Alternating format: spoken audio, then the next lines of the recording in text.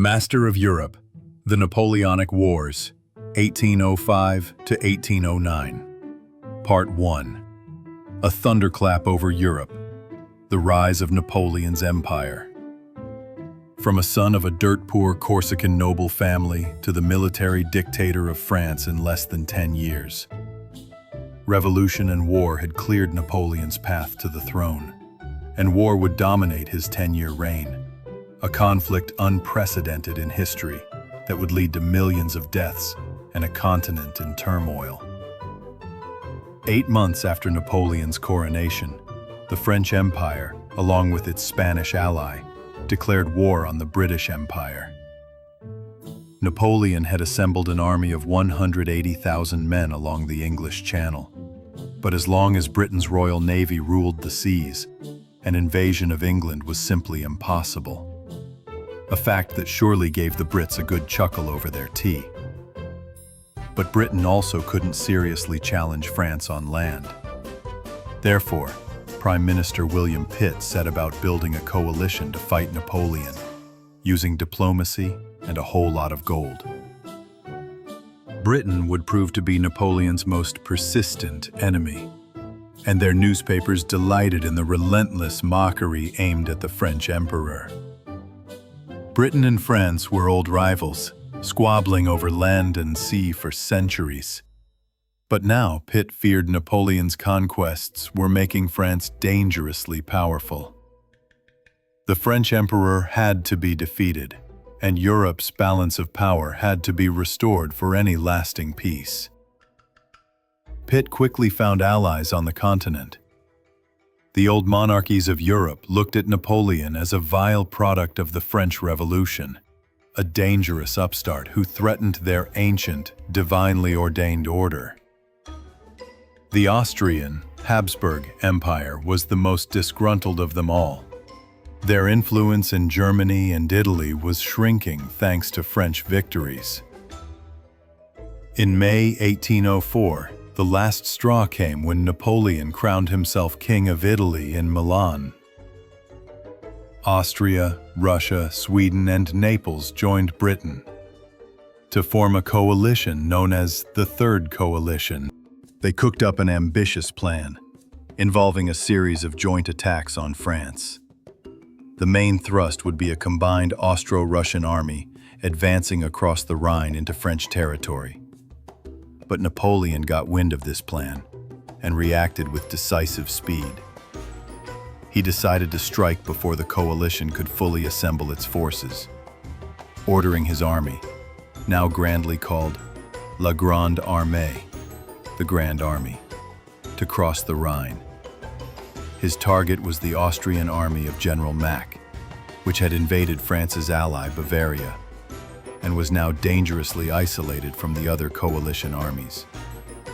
Napoleon ordered Marshal Murat, his famously flamboyant and trusted cavalry commander, to conduct a feint attack into the Black Forest, while the rest of Napoleon's army marched at lightning speed to encircle General Mack from the north. That summer, Napoleon's Grande Armée was the most feared force in Europe, well-trained, highly motivated, its regiments at full strength. Moreover, it was reorganized according to the corps system, a revolutionary concept later copied by most armies in the world. Each marshal commanded a corps, which was like a mini-army of 15,000 to 30,000 soldiers. It had its own infantry, cavalry, artillery, and support forces like scouts, engineers, and transport. This allowed each corps to march and fight independently for a time, letting Napoleon break with the old military doctrine of always keeping the army concentrated. He could now advance with his corps widely dispersed. This masked his true objective and increased the speed of his advance, because each corps could march along different roads, feeding themselves from scattered villages instead of relying on slow supply wagons. When the main enemy force was located, the army could then rapidly converge for battle. This was why Napoleon's army could move so quickly, surprising and disorienting his enemies. General Mack realized the danger when it was far too late. Napoleon's corps had moved swiftly across the Danube behind him and surrounded his army. Mack launched several disjointed counterattacks, but despite some desperate fighting, the Austrians couldn't break out. Mack hoped the Russian army of Kutuzov would arrive in time to rescue him, but the Russians were still more than 160 miles away, so at Ulm, on October 19th, after just 6 weeks of campaigning, Mack and his army surrendered to Napoleon. The French took nearly 60,000 Austrian prisoners, and Napoleon had struck his first devastating blow against the coalition.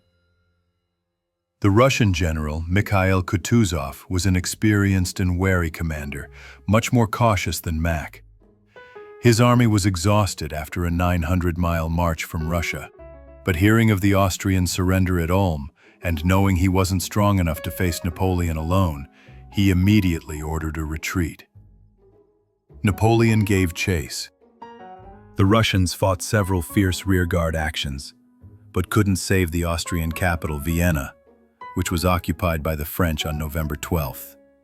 Kutuzov withdrew to Olmütz, in today's Czech Republic, where he joined forces with Tsar Alexander of Russia and Emperor Francis of Austria. Napoleon was furious that Kutuzov had escaped. By now his own army was exhausted and far from home, with winter approaching. He needed to force a decisive battle, and fast. Luckily for him, the 27-year-old Tsar of Russia was overconfident and eager for battlefield glory, ignoring the concerns of his old general Kutuzov. As the Allied army approached, Napoleon ordered his corps to concentrate on a battlefield he had carefully selected, near the town of Austerlitz. Napoleon watched his army take up its positions late into the night, then rested for a few hours by a campfire. The next dawn would be the 1-year anniversary of his coronation as emperor, and it promised a battle that would either make or break his fledgling empire. "Let us finish this war with a thunderclap," he declared. Early on the 2nd of December, 1805, it was cold and bright, with a thick morning fog. Two armies of roughly equal size faced each other across a 7-mile battlefield. But the Allies held the high ground on the Pratzen Heights, while Marshal Davout's French Third Corps was still marching to the battlefield. Seeing Napoleon's right flank was thin and overextended, the Allies planned a massive attack from the Pratzen Heights to crush the French right before wheeling around to envelop Napoleon's army. Little did they know that Napoleon was deliberately using his right flank as bait, luring them into this very move. He would then launch a surprise attack on the now vacated Pratzen Heights, cutting the Allied army in two. His audacious plan depended on precise calculations of the Allies' movements, the rapid arrival of Davout's Third Corps on his right, and perfect timing for the counterattack. The battle began at 7 a.m. when the Austrian advance guard under General Kienmeyer clashed with French defenders in the village of Telnitz. Heavily outnumbered, the French fought with great courage, but were slowly pushed back. But the main Allied columns, instead of executing a swift, crushing envelopment, did nothing.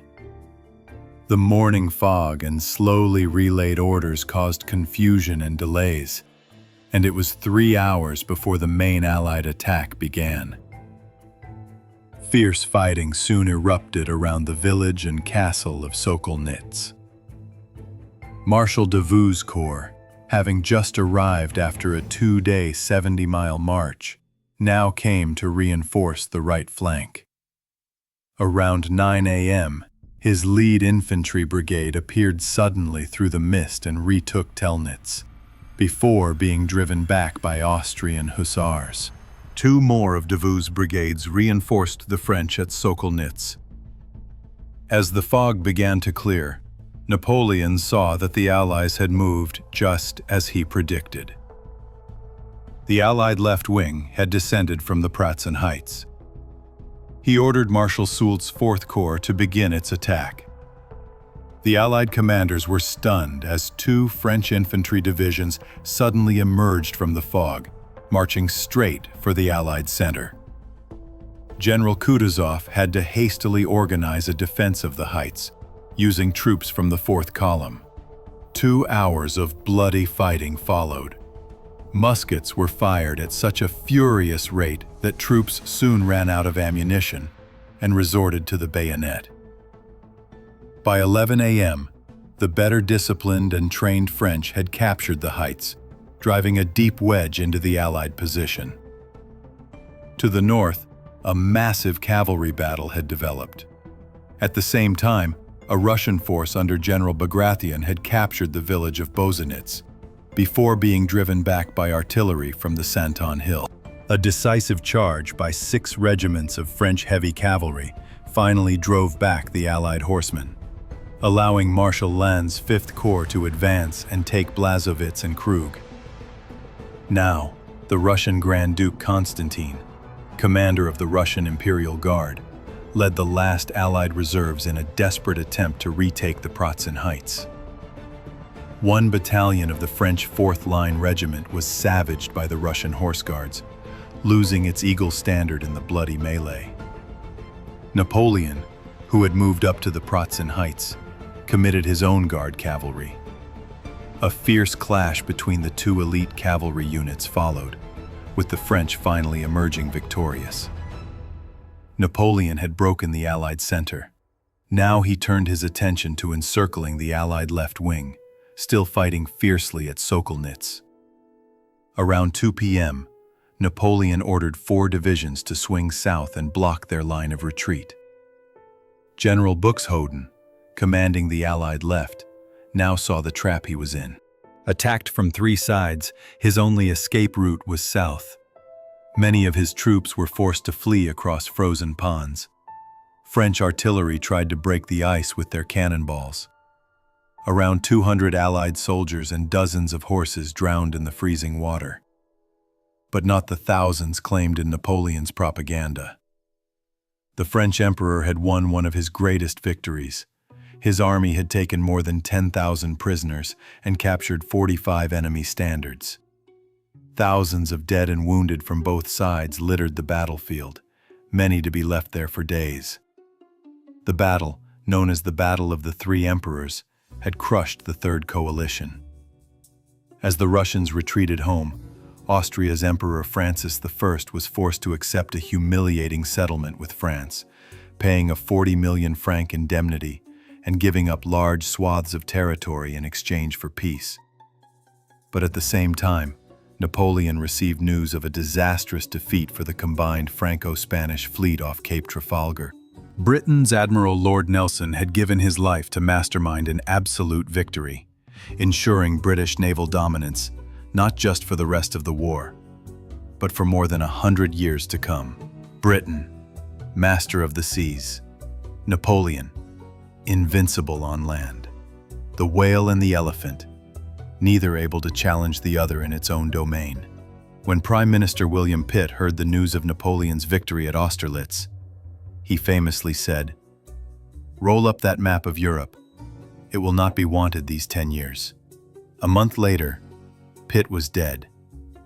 But his prediction that Europe faced another decade of war would prove horribly accurate. In December 1805, at the Battle of Austerlitz, Napoleon Bonaparte, Emperor of the French, won a crushing victory over the Allied forces of Austria and Russia. Napoleon now dominated Europe, able to demand whatever spoils he saw fit. In February 1806, he sent an army under Marshal Massena to depose the King of Naples, who had dared to side with his enemies, and gave the throne to his own brother Joseph. Another brother, Louis, was made King of Holland. His German allies, Bavaria and Württemberg, were elevated to the status of kingdoms, while Napoleon himself took the title Protector of the Confederation of the Rhine, a new league of German states that would contribute 60,000 soldiers to his army. To accept this new reality, Emperor Francis of Austria formally dissolved the Holy Roman Empire, an institution born under Charlemagne 1,000 years before, but now without any influence or purpose. Austria had been humiliated. France was still at war with Britain, Sweden, and Russia. But in the summer of 1806, all eyes turned to Prussia. "Napoleon is a monster risen from the mud," declared Prussia's Queen Louise. Prussia's king, Frederick William III, regarded Napoleon with deep suspicion and had been about to join the coalition against him when news of the devastating defeat at Austerlitz arrived. He was heavily influenced by his wife, the popular and glamorous Queen Louise, who detested France and Napoleon. She led a powerful war party at the Prussian court. Matters came to a head over Hanover, a German state belonging to the British King George III, which had been occupied by the French and offered by Napoleon to Prussia as compensation for other territorial changes. Now the Prussians learned that Napoleon had secretly offered to return Hanover to Britain in exchange for peace. Frederick's advisors convinced him that war was the only honorable course. But Prussia then made a catastrophic strategic error, sending an ultimatum to Napoleon without consulting its new allies in the Fourth Coalition. Their forces were too far away to help Prussia, who now faced Napoleon's Grande Armée with only the support of the small state of Saxony. "Behind the magnificent facade, it was all mildew," wrote Karl von Clausewitz.